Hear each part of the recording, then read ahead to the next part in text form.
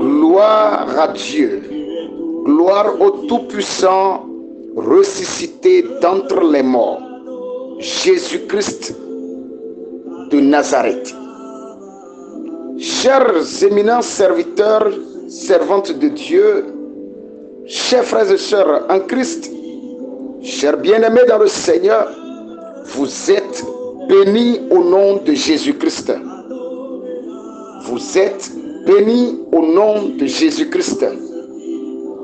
Une fois encore, vous êtes bénis au nom de Jésus-Christ. Ne soyez pas étonnés lorsque je répète à plusieurs reprises que vous êtes bénis. C'est réellement parce que vous êtes bénis. Vous êtes des enfants bénis.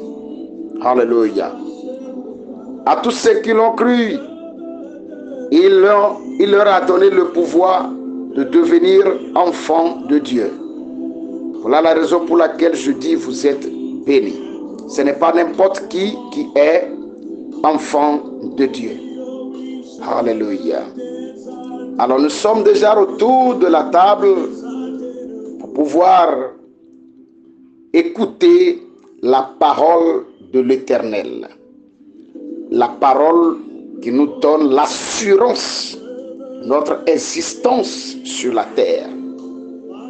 C'est cette parole qui nous fait relier tous les jours à notre Seigneur Jésus-Christ. Au travers de cette parole, nous touchons le manteau, le pan de sa robe et nous nous glorifions dans le Seigneur. Merci d'être déjà présent et d'être dans la présence de Dieu. Nous allons prier. Mon Dieu, mon roi, mon rédempteur, je prie au nom de Jésus-Christ de Nazareth que toi seul tu prends tout le contrôle absolu, que tu gères ce moment comme te semble bon, et que toute apparence qui ne vient pas de ta volonté soit maintenant enchaînée dans tous les pays, dans toutes les villes, dans toutes les régions où on m'écoute. Au nom de Jésus-Christ, tout élément perturbateur qui va vouloir vous empêcher afin de cerner la qualité de ce message soit maintenant attaché et jeté dans l'abîme. Je ramène tous les cœurs, toutes les oreilles qui m'écoutent et ceux qui ont les yeux spirituels pour me voir à l'ordre et à l'obéissance de la parole créative au nom puissant de Jésus-Christ. À l'instant, parole de Jésus-Christ trouve la place dans le cœur. Assois-toi dans le cœur. Trouve la place. Donne-leur encore des inspirations. Tout élément de malcompréhension soit enchaîné. Et tout élément de mauvaise interprétation soit maintenant menotté. Et que la gloire de Jésus opère au milieu de nous. Au nom de Jésus. Amen. Bien-aimés dans le Seigneur, une fois encore, recevez mes sincères salutations au nom de Jésus-Christ.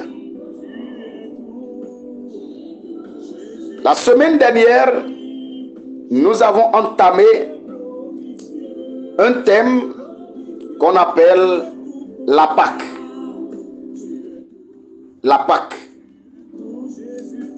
Et dans ce thème, nous avons abordé comme à cause de sa résurrection, nous avons révélé également le capitalisme de la Pâque.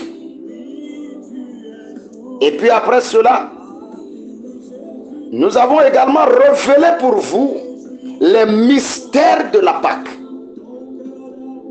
Et nous avons développé ce qu'on appelle mystère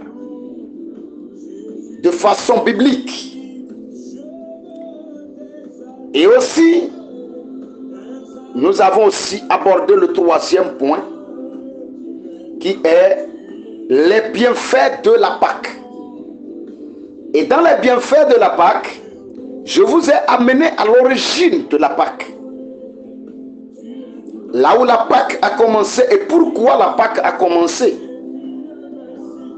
Et je vous ai montré de façon biblique que le sabbat, le jour de samedi, vient de la loi et qui était consacré à l'Éternel dans l'ancien temps où l'homme est appelé à adorer le Seigneur. Et puis à la suite, nous avons vu qu'il y a une radiation gracieuse de jour du sabbat. Pourquoi? Parce que Jésus-Christ est ressuscité, pas un jour de sabbat, mais un jour. C'est-à-dire pas un samedi, mais un jour de dimanche. Et à partir de là, Jésus-Christ lui-même, notre Créateur, que nous suivons, le Maître par excellence, le Rabbi lui-même, a béni les gens le dimanche. Et on a vu de façon claire et nette la radiation que il a contesté. Il est allé contre le sabbat. Et maintenant a accepté de façon officielle le jour de dimanche comme étant un jour d'adoration. Et c'est la raison pour laquelle vous allez constater sur la planète Terre aujourd'hui qu'il y a toujours les gens qui adorent Dieu un dimanche. Ça, c'est les personnes qui comprennent le vrai sens de la parole. Alléluia. Et donc, après cela, nous vous avons révélé que les disciples étaient remplis de joie ce dimanche-là, au point où ils s'étaient retrouvés dans le temple, là, en train de faire quoi? De glorifier le nom de l'Éternel en l'adorant et en le louant. Voyez? Donc, dimanche, ce n'est pas un jour de combat du moins. Ce n'est pas un jour de combat où nous allons dire, Seigneur, mets notre feu, fire, oh, Holy Ghost. Non, non, non. Le dimanche, bibliquement et officiellement, est un jour où il faut adorer correctement son Dieu. Parce que c'est ce jour-là qu'il est ressuscité. Donc, tous ceux qui le font et qui reconnaissent cette valeur est en train de faire quoi? De lui donner l'honneur, de lui prouver l'amour qu'ils sont pour lui. Quelqu'un me comprend?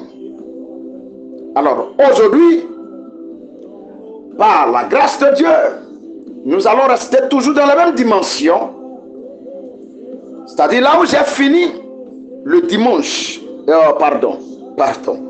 le mercredi passé, c'est à partir de là encore je vais reprendre et parler maintenant de les vrais adorateurs.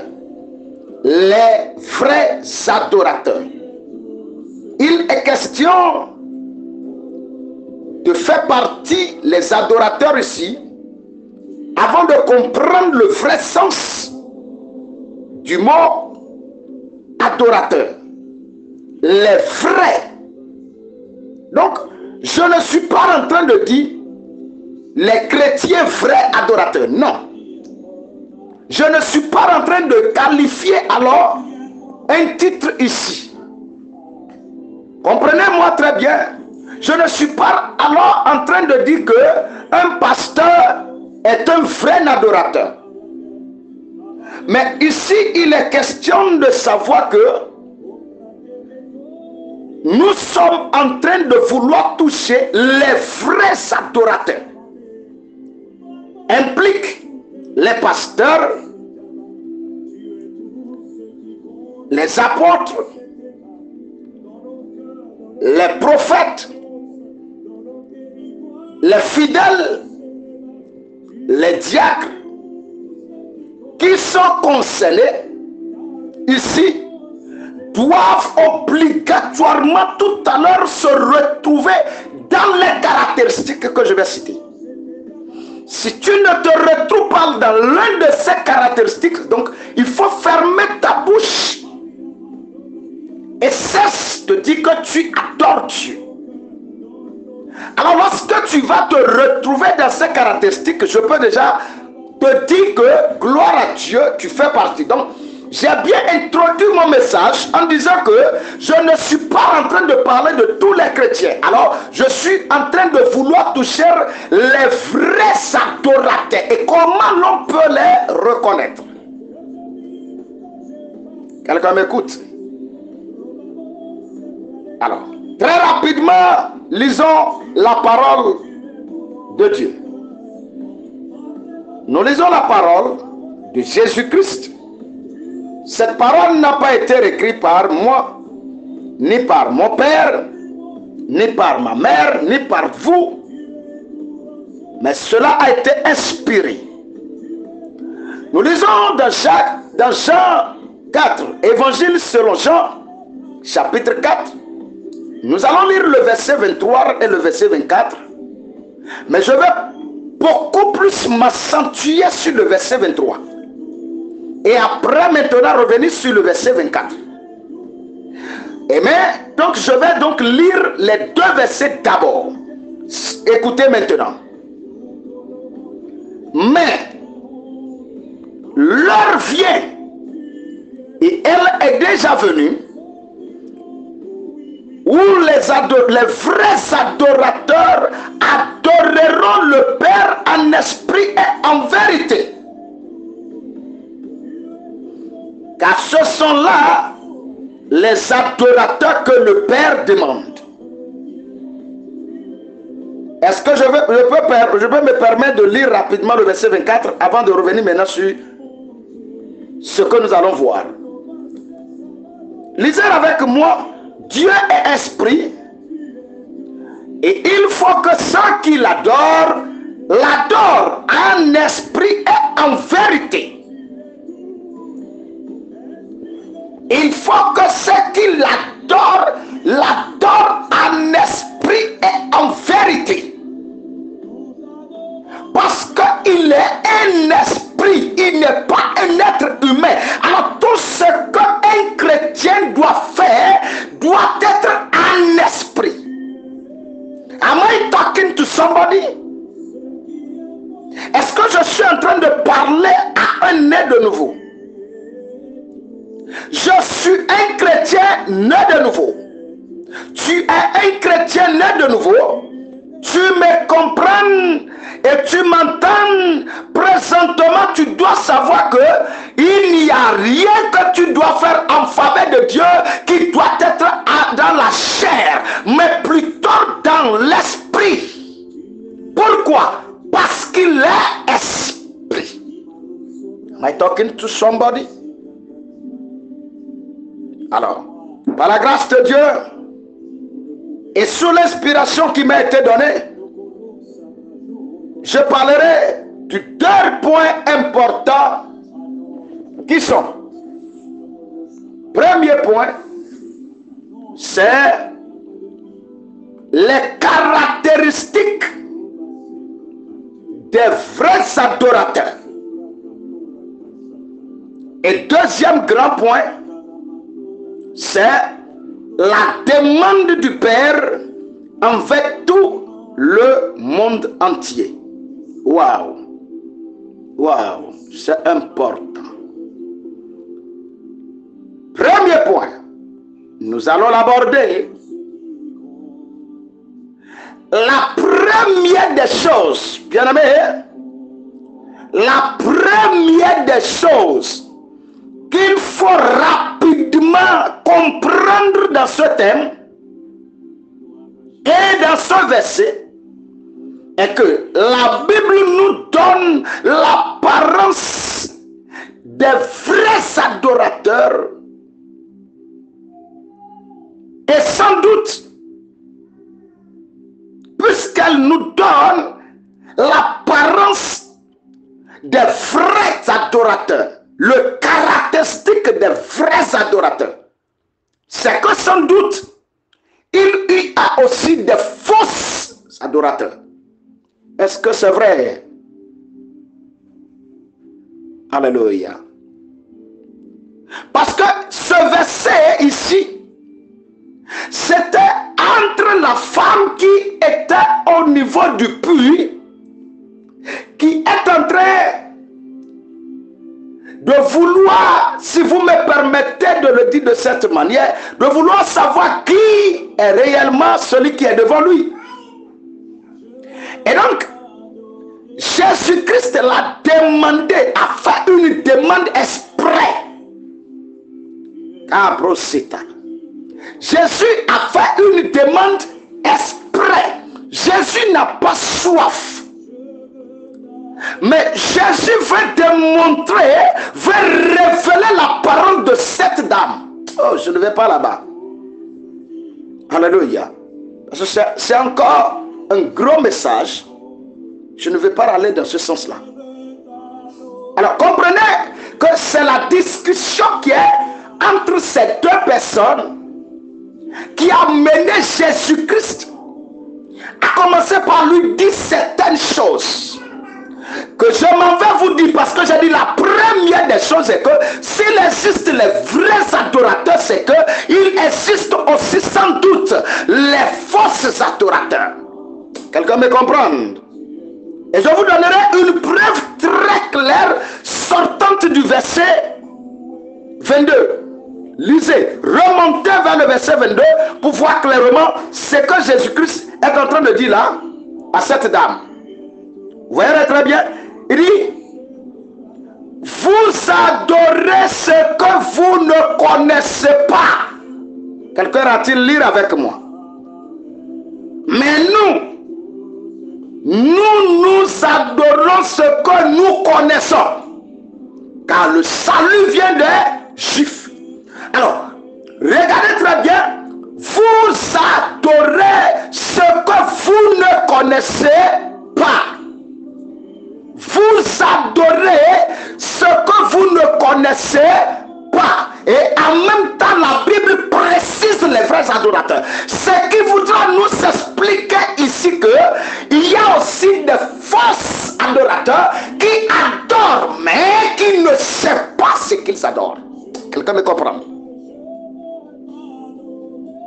Comme vous et moi aujourd'hui, comment est-ce que nous adorons le Seigneur Jésus? Comment est-ce que nous les adorons? Alléluia.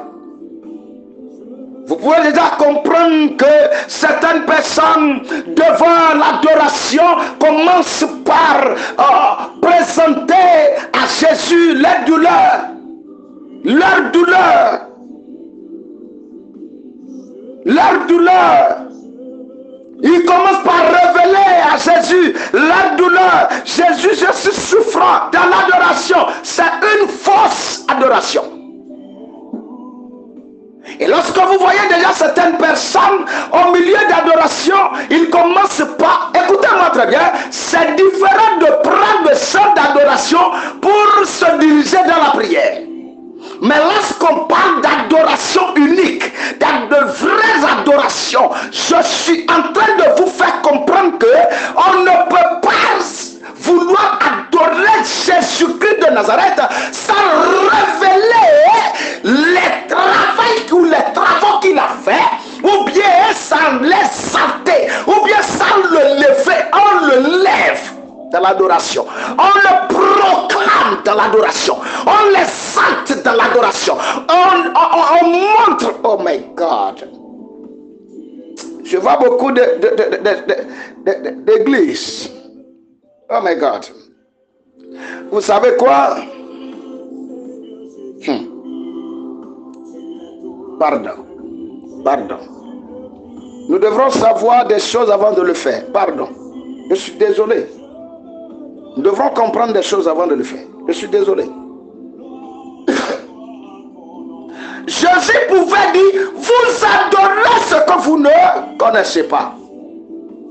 Qu'est-ce que tu adores aujourd'hui? La vraie adoration, c'est d'exalter Jésus-Christ. C'est de glorifier le nom de Dieu. C'est de lever le trône de Dieu. C'est de magnifier celui qui est mort et ressuscité. On ne présente pas les douleurs. On magnifie le nom de l'Éternel Dieu malgré les douleurs et les douleurs. La présence de Dieu affecte les douleurs et les douleurs disparaissent. Quelqu'un m'écoute? Alléluia. Mais malheureusement aujourd'hui, on adore et on commence par faire présenter les douleurs, faire présenter les problèmes. Je suis venu t'adorer à cause de mes problèmes. J'entends beaucoup de personnes dire ça. Je suis venu les exalter à cause de mes problèmes. On n'adore pas Dieu à cause des problèmes. On adore Dieu parce qu'il mérite l'adoration. Quelqu'un me comprend? On oublie totalement les pensées humaines. On adore Dieu. Ah, pour ça. Je vais peut-être revenir dans la troisième partie. Dans la troisième partie, je vais nous révéler d'autres choses que nous bénéficions dans la présence de Dieu lorsque nous l'adorons. Alléluia. Alléluia. Alors, la première chose, c'est que s'il y a des vrais adorateurs, il y a aussi des fausses adorateurs. La deuxième chose qu'il faut aussi retenir ici est que pour être un vrai adorateur ou faux adorateur, c'est une question de choix. Je vais être un adorateur. Vous voulez être des adorateurs. Nous voulons être des adorateurs. C'est question de choix. Tu peux choisir être un vrai ou un faux adorateur. C'est la deuxième chose qu'il faut rapidement noter. Troisième chose qu'il faut rapidement noter aussi ici est que il est question, si tu veux être un vrai ou un faux adorateur, il est question de décision. On décide. Après le choix, tu décides. Gardez ces trois choses. Et je vais commencer maintenant par nous introduire dans les caractéristiques. J'ai 7 caractéristiques pour distinguer les vrais adorateurs. Première caractéristique, les vrais adorateurs adorent Dieu dans un état de concentration, de consécration, totale à Dieu. Est-ce que je peux répéter?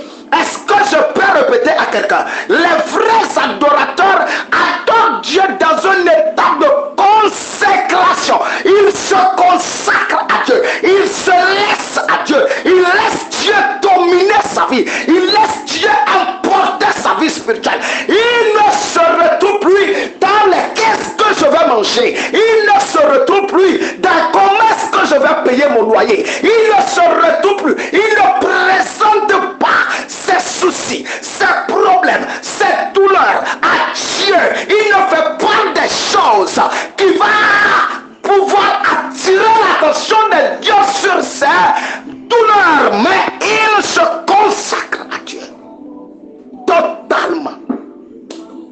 Marvelous Father. Ah, prosa.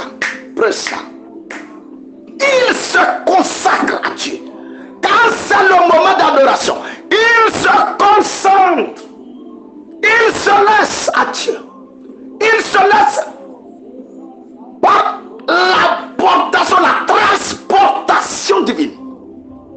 Ça, c'est le premier signe pour distinguer les vrais adorateurs et les vraies adoratrices. Quand elles rentrent dans l'adoration, on ne le stoppe pas, on ne le bloque pas. Quand tu le bloques, c'est que c'est le problème. Tu l'as cherché. Quand il rentre dans l'adoration, il glorifie le nom de Dieu, il se consacre, il se laisse emporter. Deuxième caractéristique, les vrais adorateurs adorent Dieu de façon révélationnelle. Quelqu'un me comprendre? Adore Dieu de façon révélationnelle. Il n'adore pas comme tout le monde adore. Elle n'adore pas comme tout le monde adore. Elle adore de façon révélationnelle. Elle adore comme quelqu'un qui voit, qui est révélé, qui sait qui est Jésus. Il est mort, il est ressuscité. Je vais l'adorer. Je dois prendre le temps. Je dois prendre mes dispositions pour pouvoir bien l'adorer de façon révélationnelle. Praise God. Hallelujah. Troisième caractéristique, les vrais adorateurs adorent Dieu de façon spirituelle. Quelqu'un me comprend? Quelqu'un me comprend? Ils adorent Dieu, pas comme les autres, pas comme les chantres le font. Voilà pourquoi vous devez vraiment faire attention avec qui est en train de vous conduire dans l'adoration. Si sa vie n'est pas propre, pourquoi vous pensez qu'il va vous conduire dans l'adoration? L'adoration, c'est un meilleur moment où on rencontre Dieu, on parle avec Dieu, on est révélé des choses secrètes de Dieu. Quelqu'un me comprend? Personne ne rentre dans l'adoration de Dieu et sorti encore maladif.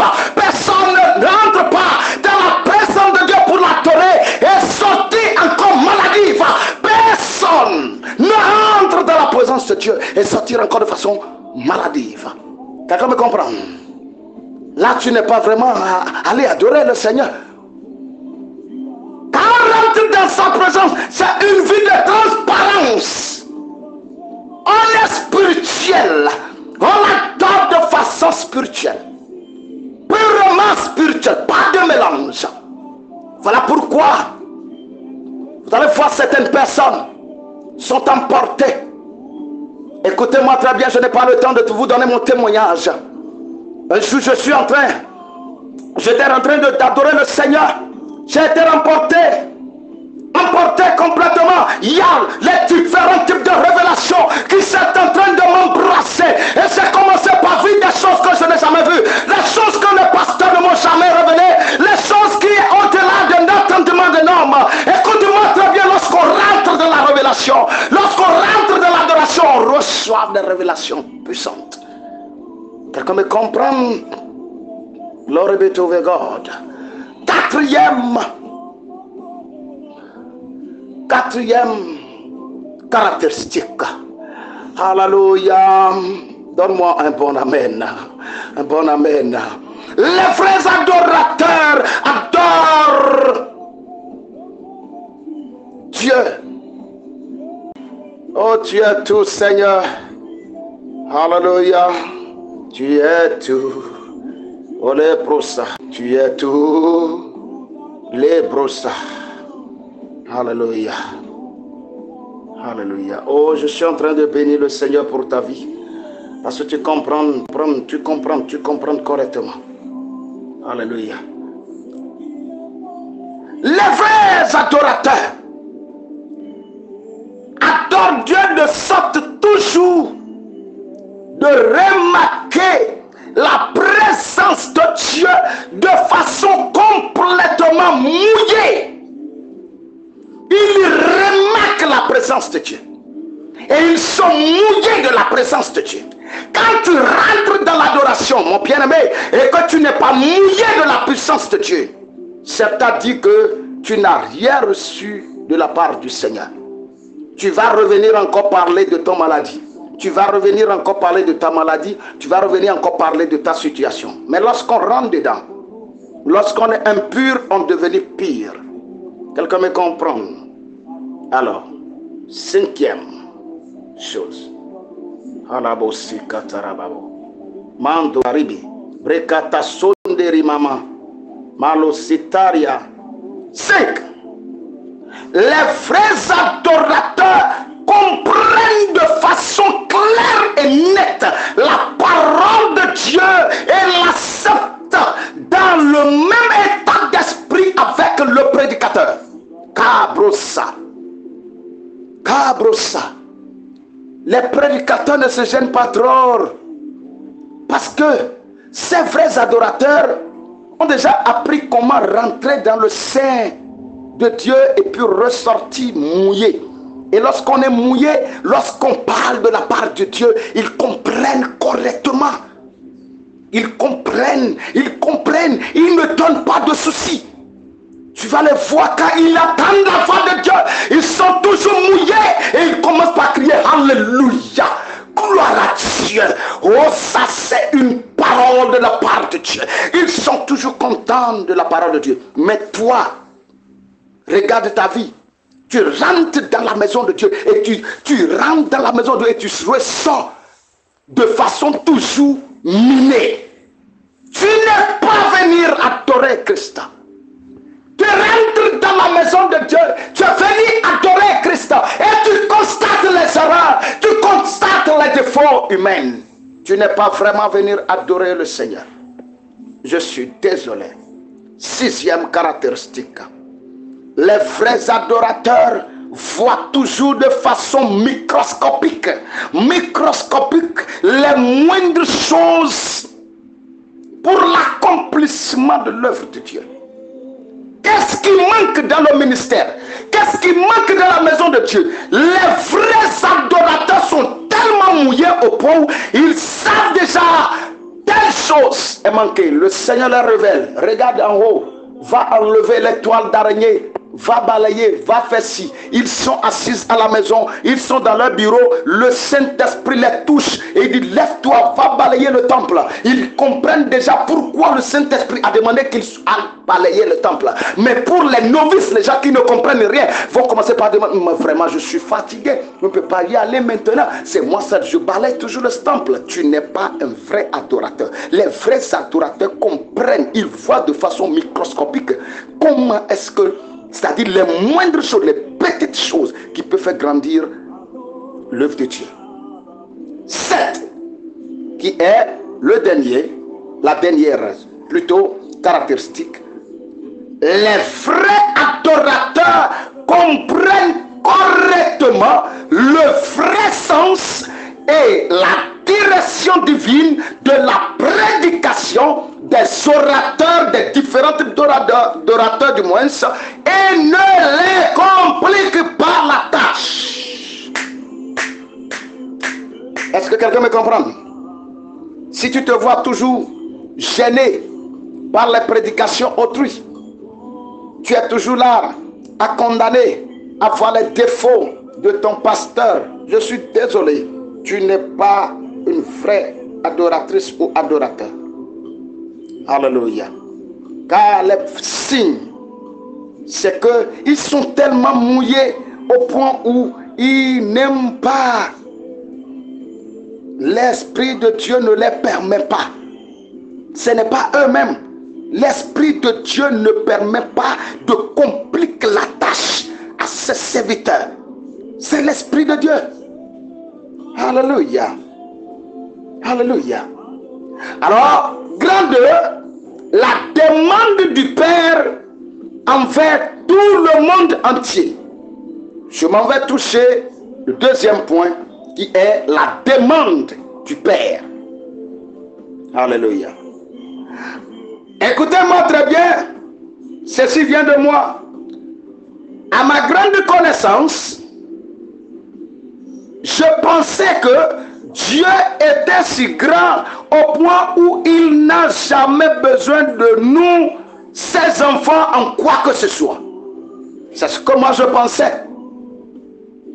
C'est ce que j'avais eu comme pensée. que Dieu n'a jamais besoin de nous. Écoutez-moi très bien. Dieu a toujours besoin de nous. Il a bel et bien besoin de nous. On ne demande pas pour demander. On demande parce que c'est important. Dieu a demandé à nous, ses enfants. Je vais vous le prouver.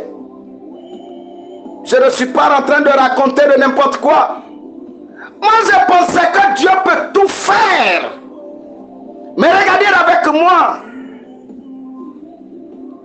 Ce que vous devez comprendre est que lorsque Dieu demande, c'est important pour lui. Alors, ma question est celle-ci. Si Dieu, qui a tout créé et qui n'a pas été aussi créé, adresse une demande à la planète Terre, pensons-nous réellement que cette demande peut être vraiment négligée?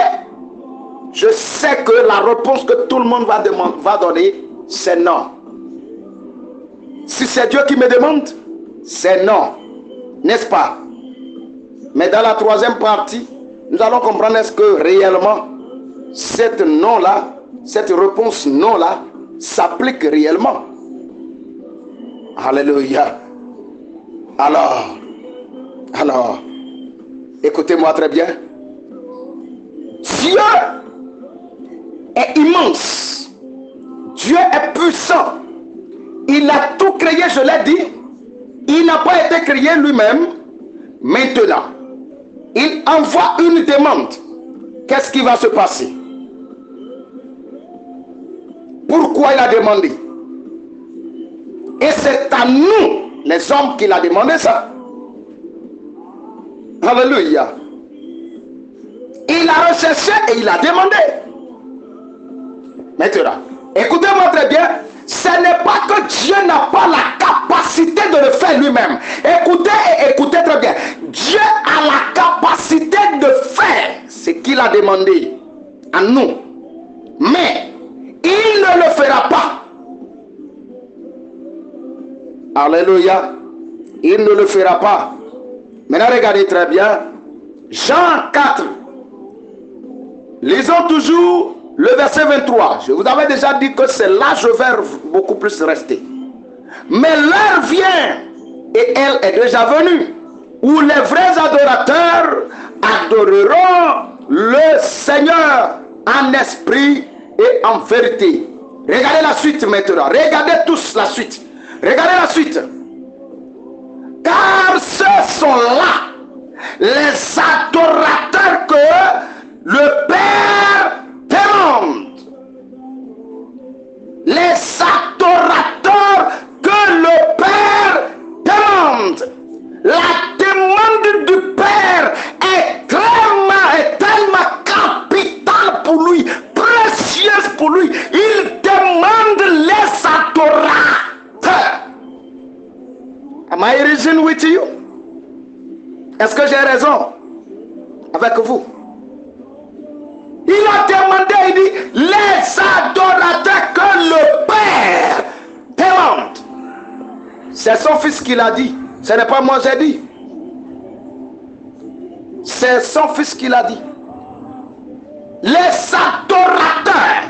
S'il y a quelque chose que Dieu est en train de demander aujourd'hui, ce n'est pas ton titre pastoral. S'il y a quelque chose que Dieu est en train de demander aujourd'hui, ce n'est pas ton titre prophétique. Ce n'est pas aussi ton titre apostolique. Ce n'est pas ton titre évangélique. Ce n'est pas ton titre de docteur. Ce n'est pas ton titre de chantre. Mais il demande le titre unique et universel. Les adorateurs que Papa demande. Il demande à voir les adorateurs puissants. Adorateurs. Les vrais adorateurs. Les vrais adorateurs. Alléluia. Je vais te demander humblement de ne pas rater le séminaire qui est en cours. le séminaire qui est en cours, qu'est-ce que Dieu fait maintenant? Alléluia. Qu'est-ce que Dieu fait maintenant? Nous allons comprendre beaucoup de choses dans ce séminaire. C'est 1000 francs seulement. Il faut te préparer et ça va être fait en ligne. Alléluia. Alléluia. L'opresataraba. Le prepatoro kocinderiaba santoria. Le keterima. La prétosie. Les frères adorateurs convaincants. Les adorateurs qui vont adorer le Père en esprit et en vérité. En esprit et en vérité. Et dans la troisième partie, nous allons comprendre beaucoup de choses. Nous allons comprendre beaucoup de choses. En esprit et en vérité. Le Père ne recherche pas ton titre. Non. Ton titre n'a rien devant le maître des titres. Alors, la seule chose que le Père est en train de demander, à adresser comme demande à l'humanité, est l'adorer, et de l'adorer en esprit et dans la vérité. Que le Seigneur vous bénisse.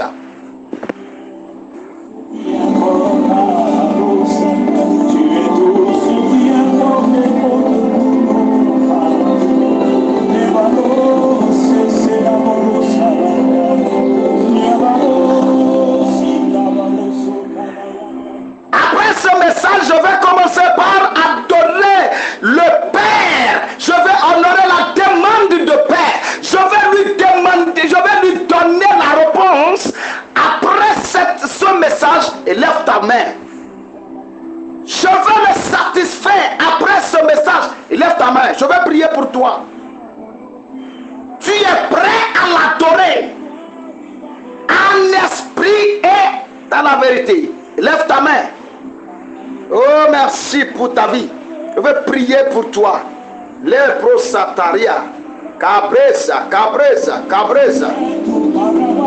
Il est vos satarima. Père,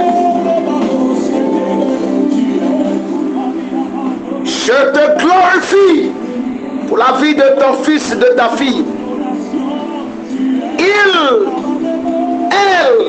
vient de t'écouter. Il veut être un vrai adorateur, une vraie adoratrice. Seigneur, que cela lui soit fait maintenant selon sa foi. Impacte-le avec l'esprit d'adoration. Et à partir d'aujourd'hui, tant qu'elle ne t'adore pas, qu'elle se sent à l'aise, mal à l'aise, moi. Tant qu'elle ne te glorifie pas, qu'elle se sent mal à l'aise, qu'elle se sent déchargée. Père, merci. Que ton nom soit glorifié, que ton nom soit salmodié. Reçois maintenant, Père, au nom de Jésus.